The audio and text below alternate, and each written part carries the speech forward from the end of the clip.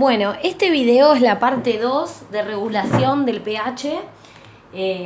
Ahora voy a empezar de lleno con este resumen que vuelvo a contarles. Es un resumen que voy a leer, unos apuntes que venden en la Facultad de Medicina, en este caso sobre fisiología renal. Ahora voy a empezar de lleno con lo que es la regulación del pH a nivel del riñón. Y bueno, vamos a empezar a leer, ¿sí? Pero a ver si se ve. Bueno, entonces dice regulación renal del pH. Los riñones participan en la regulación del pH al regular la concentración de bicarbonato en el plasma. Esta regulación de bicarbonato implica 3 tareas. Y vamos a ver cuáles son estas 3 tareas.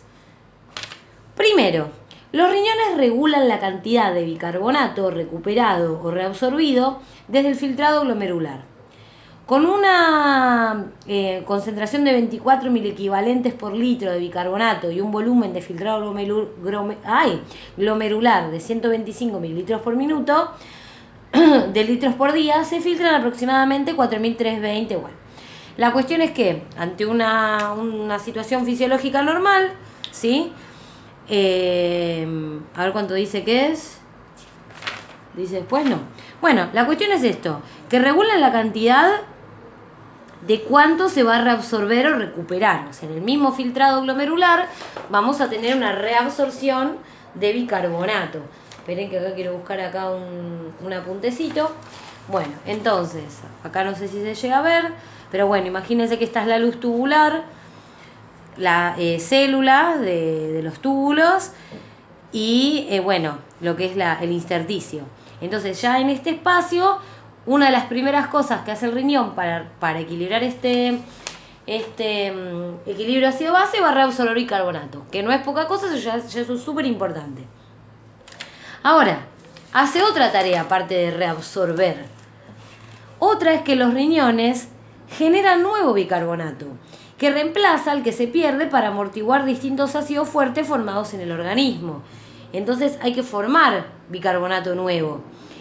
Recordemos que cada día se añaden hasta 100 milimoles de hidrógeno a los líquidos corporales, provenientes de los ácidos fijos, es decir, los no volátiles, producidos durante el metabolismo. ¿Se acuerdan cuáles eran estos? Los ácidos no volátiles, o sea, los fijos eran el sulfúrico, el fosfórico, los que provenían de los aminoácidos aromáticos, sulfurados, perdón. Entonces, de este metabolismo hay que, al bufferearlo, se pierde bicarbonato. El buffer bicarbonato proporciona la defensa más inmediata de estos hidrogeniones. Y tercero, ¿sí? Aparte de generar nuevo bicarbonato, el que se perdió, los riñones regulan la concentración de bicarbonato secretando bicarbonato en condiciones de alcalosis crónica. Pero nos vamos a quedar con las 2 primeras, que es lo más importante. Yo les cuento, tuve clase de este tema la otra semana, la pasé, esta clase de mi profesora de fisio 1. Entonces lo que recalcamos es que, a ver si lo tengo por acá, espérenme, acá, ¿ven? Tenemos cómo el riñón regula el pH. Entonces hace 2 cosas. Reabsorbe el bicarbonato utilizado y fabrica nuevo. Entonces ahora tenemos que ver esas 2 cosas. ¿Cómo es que sucede? ¿Sí? Entonces, es importante señalar que 2 de las tareas implicadas en la regulación renal del bicarbonato, la reabsorción del filtrado y la generación del nuevo, se llevan a cabo por un proceso simple, la secreción de hidrógenos derivado del ácido carbónico en las células epiteliales del túbulo. Esta secreción de hidrógenos tiene lugar en el túbulo proximal y en la nefrona distal. Acá ya empezó a explicar este mecanismo. Entonces, ¿cómo hacemos para reabsorber este bicarbonato que está filtrando? ¿Qué es lo que pasa? Que esta es la luz del túbulo, ¿no? Yo ahora igual lo voy a leer, pero la cuestión es así. Esta es la luz del túbulo, acá, del lado de adentro. Entonces, acá, mediante un mecanismo de cocotransporte, entra sodio a la célula tubular y va a salir un protón. Es como que hay que escupir un protón de hidrógeno. Este protón, ¿sí?, se va a unir al bicarbonato y va a formar ácido carbónico. El ácido carbónico se va a disociar, ¿sí?, se va a disociar en dióxido de carbono y agua. Y así, de esta manera, este dióxido de carbono va a poder entrar, se vuelve a unir con agua, se vuelve a transformar en ácido carbónico y ahí generamos otro bicarbonato que finalmente será reabsorbido. Es como que lo desarma y lo vuelve a armar. ¿Estamos? Ahora vamos a ver para qué. Pero entonces, acuérdense, paso. Primero un cocotransporte, escupo un protón. En la luz del túbulo, este bicarbonato que había venido de la filtración renal, del filtrado glomerular, se me une a este que está acá y me genera el ácido carbónico. El ácido carbónico se vuelve a disociar para poder formar dióxido de carbono. El dióxido de carbono difunde, viene la anhidrasa carbónica tanto acá como acá y ahora sí, este bicarbonato lo podemos volver a mandar al intersticio. Es como que no pasa, ¿sí?, solito por acá. No hay un sistema que lo haga entrar de una al ácido carbónico. Ahora algo hará seguramente este ácido carbónico no puede estar en la célula adentro, algo le debe hacer. Entonces, es importante señalar otra vez que dos de las tareas implicadas en la regulación renal, la reabsorción y la generación de nuevo bicarbonato, se llevan a cabo por un proceso simple. Y la secreción de protón derivado del ácido del bicarbonato se lleva a cabo por un proceso simple. La secreción de hidrógeno derivado del ácido carbónico en las células epiteliales del túbulo. Esta secreción de hidrógeno tiene lugar en el túbulo proximal y en la nefrona distal. Bueno, y esto donde se hace principalmente en el túbulo consolidado proximal. La anterior imagen refleja la secreción del protón posterior a la reabsorción de bicarbonato en el túbulo proximal. Porque acá, ¿qué pasó? Esto no se los dije. Sale este protón al principio. Yo empecé se escupe un protón. Bueno, ¿pero de dónde viene este protón? En realidad, este protón, que es el que va a venir acá, sale de cuando finalmente se reabsorbió el bicarbonato. Entonces, la anterior imagen refleja la secreción de un protón posterior a la reabsorción de bicarbonato en el túbulo proximal. El dióxido de carbono para esta reacción se produce o bien en las células epiteliales por los procesos metabólicos o bien difunde al interior de las células desde los capilares peritubulares o la luz del túbulo, lo que vimos acá. Entonces, o puede venir de acá o puede ser un dióxido de carbono que difunda de los tejidos, que venga por acá. Pero cualquiera de estos dióxidos de carbono se van a necesitar para generar para reabsorber, ¿sí?, el bicarbonato. Bueno, ¿qué más? En el túbulo proximal, la secreción de hidrogeniones está principalmente acoplada al movimiento de sodio en la luz del túbulo de las células epiteliales. La salida de bicarbonato implica un transporte acoplado a iones y un ion de sodio. Bueno, en la nefrona distal, la secreción de protones es principalmente un proceso activo, mientras que la salida es mediada por un transportador. Bueno, nada. A ver, capaz es importante. Que en la parte ya distal de la nefrona dice que la secreción de hidrógenos es principalmente un proceso activo, mientras que la salida es mediada por un transportador e implica el intercambio de un ion bicarbonato por un ion de cloro. Esto es la nefrona distal. Va a ser con un transportador con cloro.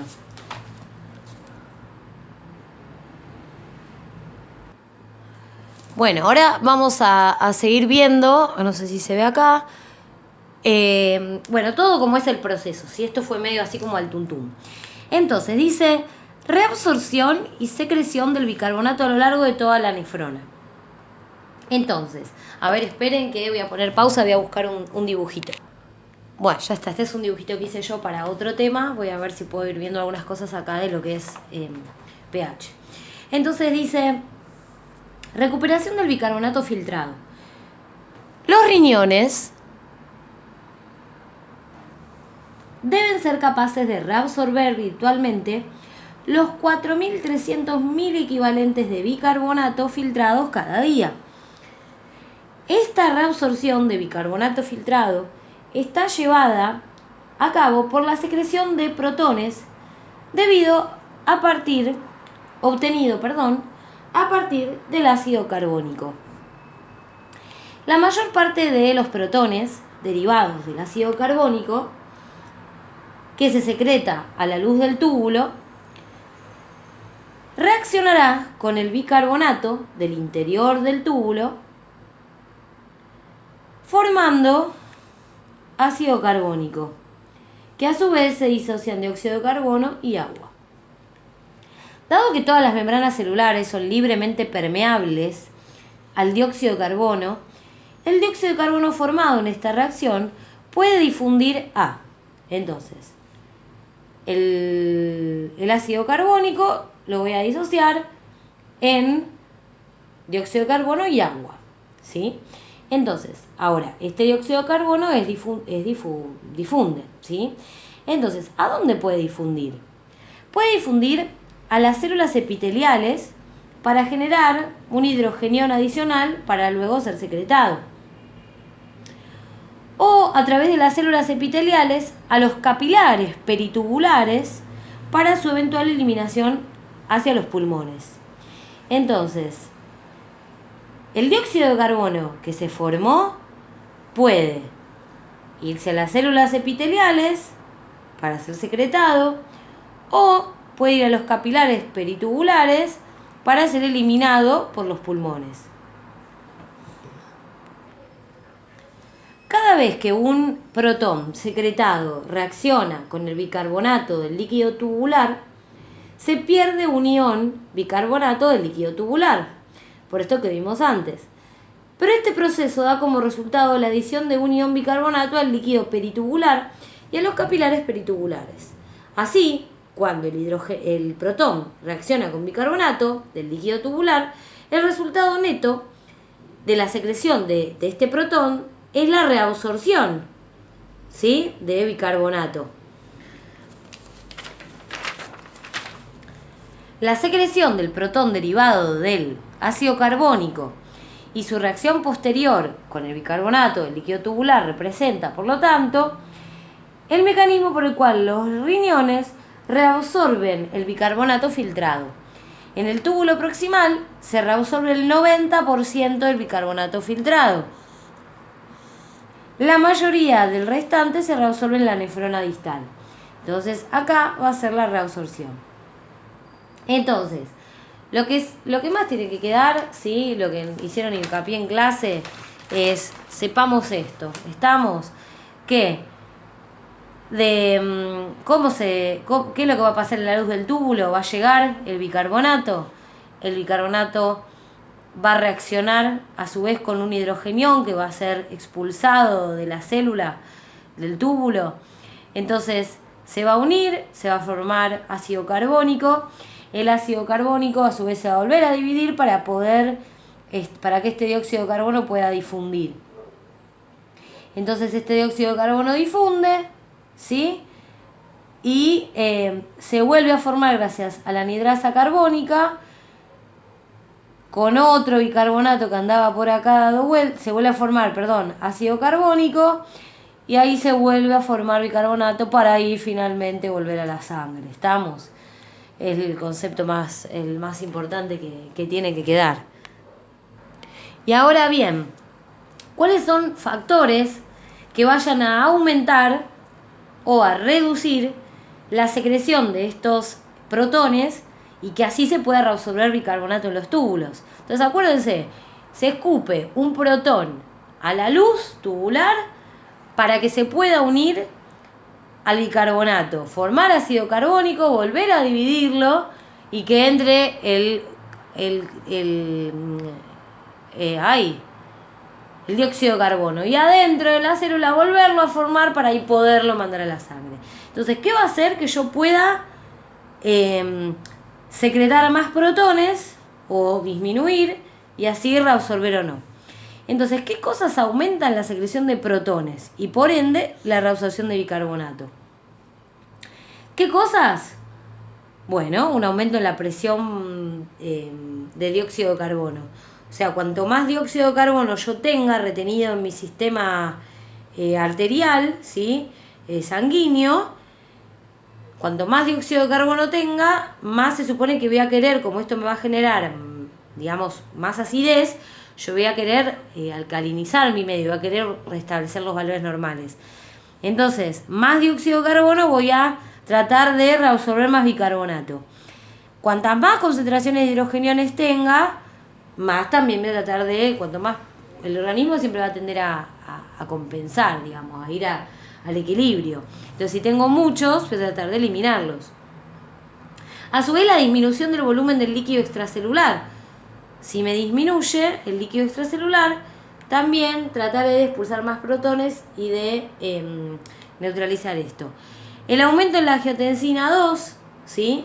O sea que si hay un aumento de la presión arterial, por ejemplo, llevado a cabo por tanto la aldosterona como la angiotensina 2, una vasoconstricción y un aumento de la presión, eso va a querer hacer... voy a tratar de también a su vez generar más bicarbonato. Y una hipopotasemia. ¿Estamos? Y bueno, y lo otro todo al revés. Ahora bien, ¿cómo se produce nuevo bicarbonato? Bueno, y esta parte la voy a leer de corrido porque la verdad me resulta muy embolante. Bueno, producción de nuevo bicarbonato. Los riñones deben ser capaces de generar entre 50 y 100 mil equivalentes de bicarbonato por día para reemplazar el bicarbonato perdido, la titulación de los ácidos fuertes producidos por el organismo. Al igual que la reabsorción del bicarbonato filtrado, la generación de nuevo bicarbonato es llevada a cabo por un proceso de secreción de protones derivado del ácido carbónico, en el que un ion bicarbonato vuelve a la circulación sistémica por cada protón que se secreta. Sin embargo, si se secreta en exceso protones, el bicarbonato que vuelve a la circulación sistémica representa nuevo bicarbonato. El exceso de protones que se secreta para generar nuevo bicarbonato no puede, sin embargo, ser excretado como protón libre. Esto es así porque la magnitud del gradiente de concentración de protones que puede mantenerse a través del epitelio del túbulo es limitado. El túbulo proximal, con sus uniones estrechas, permeables, puede mantener un gradiente de pH solo de 0,5 unidades. Es decir, el pH del líquido del túbulo proximal no puede disminuir por debajo de 6,9. La nefrona distal, con sus uniones estrechas herméticas, puede mantener un gradiente de pH casi 3 unidades. Es decir, el pH del líquido tubular del nefrón distal puede alcanzar valores tan bajos como 4,5. Por lo tanto, el pH mínimo de la orina puede ser 4,5. Entonces, en la parte distal, ¿sí? Gracias a las con uniones herméticas, se puede mantener un gradiente de pH hasta 4,5. Por eso es que la orina puede llegar a eso. Secreción de bicarbonato. En condiciones de alcalosis crónica, una subpoblación de células intercaladas del conducto colector cortical puede secretar bicarbonato. Comienza con la formación de ácido carbónico en las células epiteliales, entonces se disocia para formar bicarbonato, bueno, etcétera, no me importa. Formación y excreción de amonio.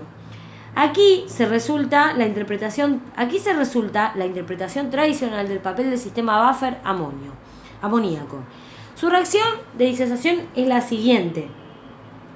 Entonces, me voy a tener. Entonces, ¿dónde me quedé? Aquí su reacción de disociación es la siguiente. Esto se llama par amoníaco-amonio. El amoníaco se combina con un protón y formando amonio. Entonces, dado que esta reacción tiene un pK de 9,3 pKa, en cualquiera de los líquidos corporales, vamos a repasar, ¿sí? Se los quiero decir con las palabras exactas, qué era el pKa de una sustancia. Creo que se lo quiero decir bien. ¿Qué es el pK? Es el pH al cual la solución amortiguadora tiene la máxima capacidad buffer. Entonces, una determinada sustancia, por ejemplo, ahora vamos a ver el amoníaco, supónganse, o el amonio, que en este caso es el buffer, a ver en qué sustancia está, digamos, y a ver si ahí funciona y tiene su máxima capacidad buffer. Si coincide con la del líquido donde está, ¿no? Pero es en un determinado medio donde esté, va a tener su máxima capacidad buffer o no. Entonces, en este caso, dice que el amonio, ¿sí? El amonio, su pK es de 9,3, o sea, es bien alcalino, funciona bien ahí. En cualquiera de los líquidos corporales, virtualmente, todo el amoníaco está presente como ion amonio, NH4. Por lo tanto, en el plasma y en el filtrado glomerular, que el pH es 7,4, el cociente amoníaco-amonio, ¿sí? Es de aproximadamente 1 en 100. Entonces podría parecer que la cantidad de NH3 disponible para reaccionar con el protón sería insignificante. Sin embargo, el amoníaco es en realidad un buffer altamente efectivo para el protón secretado como resultado de dos factores importantes. El amoníaco se sintetiza en las células epiteliales del túbulo proximal y del nefrón distal y se secreta en el líquido tubular. Acá estamos en la luz tubular y acá estamos en el intersticio. Acá tenemos el amonio. ¿Estamos? Y ahora vamos a ver qué es lo que pasa. Dice, la cantidad de amoníaco disponible para funcionar como buffer no está limitada a la pequeña cantidad que entra en el líquido tubular. Se estima que aproximadamente el 60% de amoníaco sintetizado en las células epiteliales deriva de la glutamina en la siguiente reacción. Entonces, yo a partir de glutamina, del aminoácido glutamina, ¿sí? Tanto acá como acá, lo que voy a hacer es fabricar amonio. Y con esto voy a fabricar el buffer. Entonces, la enzima glutaminasa abunda en las mitocondrias de las células epiteliales del túbulo. La enzima glutaminasa abunda en las células epiteliales del túbulo. En las mitocondrias va. El 40% restante del amoníaco sintetizado deriva de los aminoácidos como por ejemplo glicina y alanina. Estas son otras rutas. Glicina y alanina van a también poderme fabricar amoníaco. Pero principalmente el 60% glutamina. Entonces, el amoníaco y el amonio tienen características de solubilidad notablemente distintas.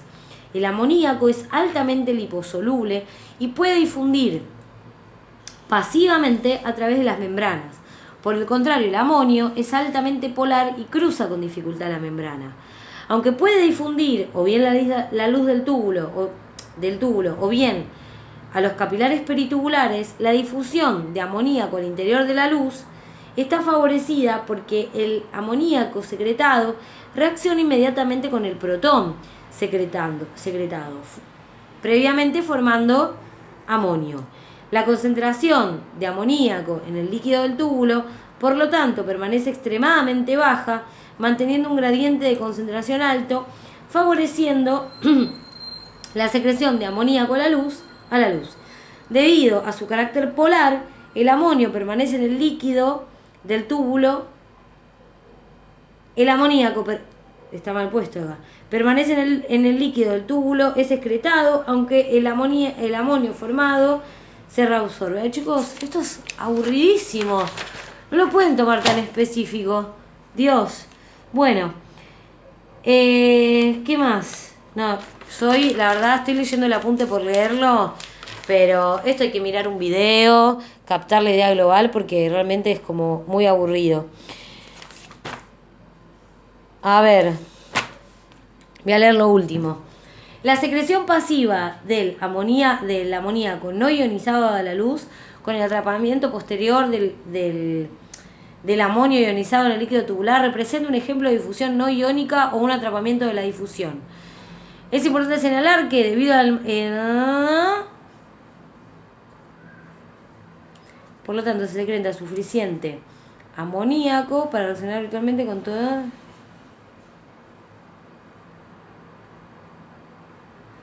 Dice, deberá señalarse que a formación de amoníaco, esto encima está mal redactado, deberá señalarse que a formación de amoníaco en las células epiteliales a partir de glutamina es dependiente del pH, aumentan en la acidosis y disminuyen la alcalosis. Esto es un punto entonces importante, que la formación de amoníaco a partir de glutamina va a depender del estado de pH del organismo. No es que todo el tiempo es igual. Entonces, si yo tengo una acidosis, voy a querer neutralizarla y esto va a aumentar la producción de este buffer, del buffer bicarbonato a partir de la producción renal. Y va a disminuir en alcalosis. Por ejemplo, aunque casi se excretan como amonio entre 30 y 70 milimoles de protones, en la acidosis crónica pueden excretarse hasta 300 milimoles de hidrógeno en la forma de amoníaco. La capacidad de los riñones para aumentar la producción de amoníaco y la excreción de amonio en condiciones acidóticas es de importancia fundamental en la respuesta del organismo a las alteraciones ácido-base. Ahora bien, vamos a ver, dice formación y excreción de fosfato. Otro buffer que es el fosfato. Bueno, buffer fosfato, lo importante es que dice, tanto en el túbulo proximal como en el plasma, la efectividad del sistema buffer fosfato está limitada por su baja concentración. O sea, no es algo que abunde. Pero en la nefrona distal la concentración, o sea, en el proximal, pero en la nefrona distal la concentración de fosfato puede aumentar considerablemente debido a mayor reabsorción de agua que de fosfato. ¿Sí? Como en esa parte se reabsorbe más agua, queda más fosfato. Así el fosfato representa un buffer importante del líquido tubular, principalmente en la nefrona distal. Entonces, ¿qué nos tenemos que acordar del buffer fosfato? Que principalmente va a ser en la nefrona distal. ¿Sí? Bueno, pero a pesar de esta utilización del sistema buffer, en el hombre normal la cantidad de fosfato enviado al nefrón distal, bueno, lo que les iba a decir, que mi profesora lo que dijo, ¿sí? Es que en realidad depende mucho de la dieta, del consumo de fosfato. Algunas personas consumen más fósforo y otras menos, entonces va a depender de la alimentación. ¿Y qué más dice? Bueno, y que este buffer fosfato excretado representa el componente principal de los llamados ácidos titulables. Ácidos titulables urinarios, definidos como aquellos ácidos débiles de la orina que pueden titularse cuando se utiliza una base fuerte, como el hidróxido de sodio para llevar a cabo el pH, bueno, bla, bla. Y después que sigue, bueno, concentración plasmática de potasio. Bueno, nada, voy a terminar con este video. La verdad les pido disculpas.